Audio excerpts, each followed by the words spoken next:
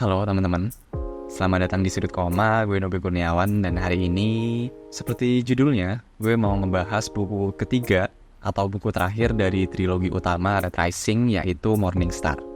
Seperti pembahasan buku keduanya, Golden Sun, di video kali ini gue akan ngebahas buku Morningstar itu sendiri. Dan seperti video pembahasan buku gue lainnya, gue gak akan ngasih spoiler sama sekali. Pembahasannya akan spoiler free, tapi di saat yang bersamaan gue akan nge-mention beberapa nama dan beberapa kejadian yang mungkin jatuhnya akan jadi spoiler gitu kalau kalian belum baca buku pertama dan keduanya, yaitu Red Rising dan Golden Sun.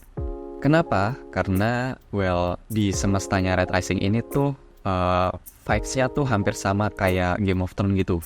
Kita nggak akan selalu tahu karakter mana yang selamat, nggak akan tahu karakter mana yang kalah.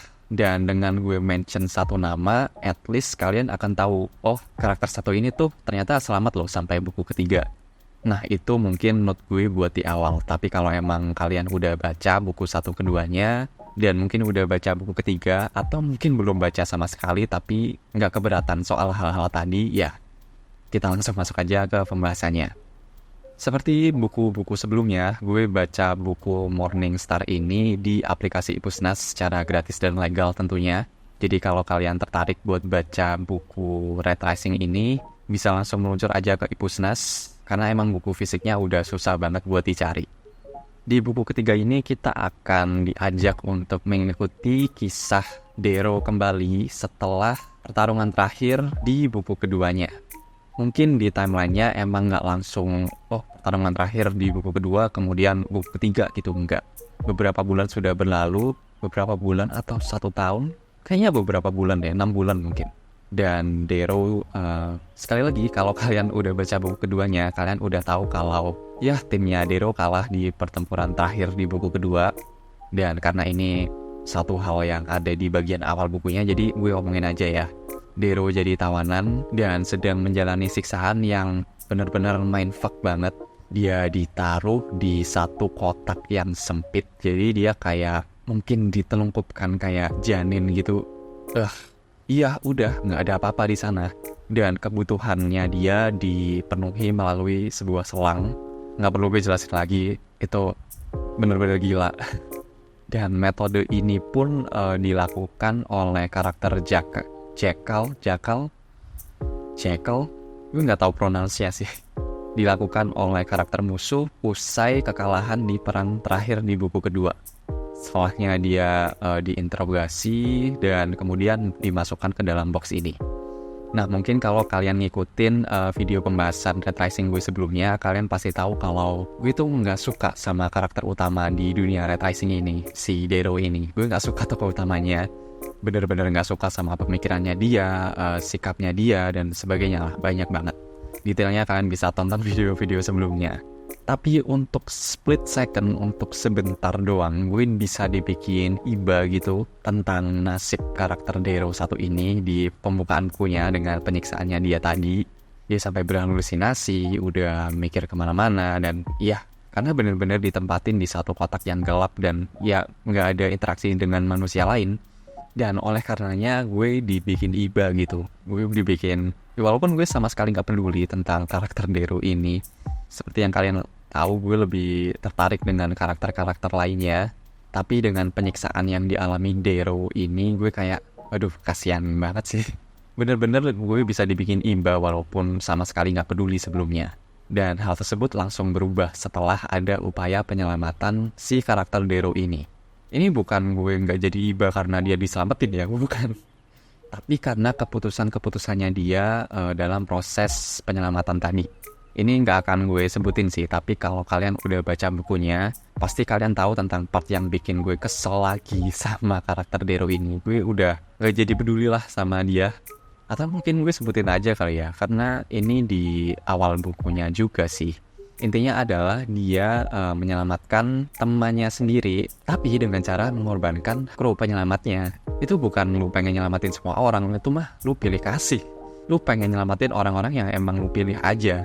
So itu dia, gue langsung dibuat gak simpatis lagi sama karakter Darrow, walaupun sempat dibikin iba untuk split second pada awal bukunya. Dan ya, cerita akan berjalan dari sana. Kita akan mengikuti perjalanan Darrow untuk membangun kembali gitu kekuatannya, membangun kembali armadanya untuk kemudian melawan Jackal dan Society. Mulai dari mengembalikan fisik dan kekuatannya secara literal gitu, kemudian mengumpulkan timnya yang lama kayak Howler, kemudian Virginia dan sebagainya. Dan gak cukup di situ, dia juga harus menambahkan kekuatan yang lain untuk bisa mengalahkan Society. Dan di sini dia ingin menambahkan armada Valkyrie atau kaumnya Ragnar untuk masuk dan menambahkan kekuatan dari timnya Darrow ini sendiri. Kemudian dilanjutkan dengan penyusunan ulang taktik untuk bagaimana cara yang paling efektif untuk mengalahkan atau meruntuhkan Society. Untuk kisahnya bagaimana, kalian bisa baca sendiri bukunya. Nah, untuk kepenulisannya sendiri, gue ngerasa kalau beat kepenulisan di sini dan beat kita baca akan jauh sangat berkurang daripada buku keduanya.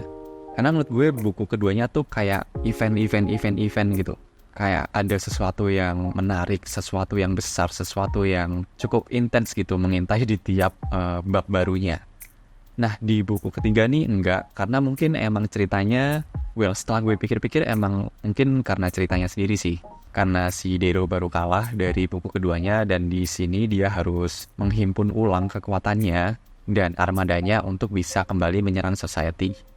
Tapi di saat yang bersamaan gue ngerasa kalau slow time-nya di buku kedua tuh bisa tetap engaging gitu. Sementara di buku ketiga ini enggak. Downtime-nya bener-bener draggy, downtime-nya bener-bener lama dan bosenin. Ini balik lagi di buku pertama sih, bener-bener kayak buku pertama. Buku pertama tuh bagian intensnya intens banget, tapi bagian slowdown-nya boring banget. Nah, hal tersebut kembali gue temukan di buku ketiga ini. Setelah menurut gue di buku kedua tuh udah improve banget. Untuk kepenulisan actionnya, gue tetap berpendapat yang sama bahwa Pierce Brown ini cukup baik untuk menuliskan battle-battle yang hand-to-hand combat gitu, atau pertarungan jarak dekat. Sementara untuk pertarungan kolosal yang melibatkan armada-armada besar dan kapal-kapal luar angkasa, gue ngerasa masih ada kekurangan sih, nggak se-engaging waktu dia nulis hand-to-hand combat gitu. Untuk karakternya sendiri, gue tetap nggak peduli sama karakter Darrow ini, udah gue jelasin di awal. Dan sampai akhir bukunya pun gue tetap nggak peduli sama dia. Untuk karakter-karakter yang menurut gue dinamis dan gue suka itu tetap karakter Victra, karakter Sevro, dan karakter Rogue. Selebihnya gue tetap nggak suka. Bahkan karakter-karakter barunya pun nggak cukup buat bikin gue invest ke mereka. Dan untuk satu aspek yang kalau kalian ngikutin video-video sebelumnya, kalian pasti tahu kalau gue sangat suka world building di dunia Red Rising ini. Di buku ketiga ini nggak banyak ekspansi untuk hal itu, karena menurut gue udah sangat dieksplor di buku kedua.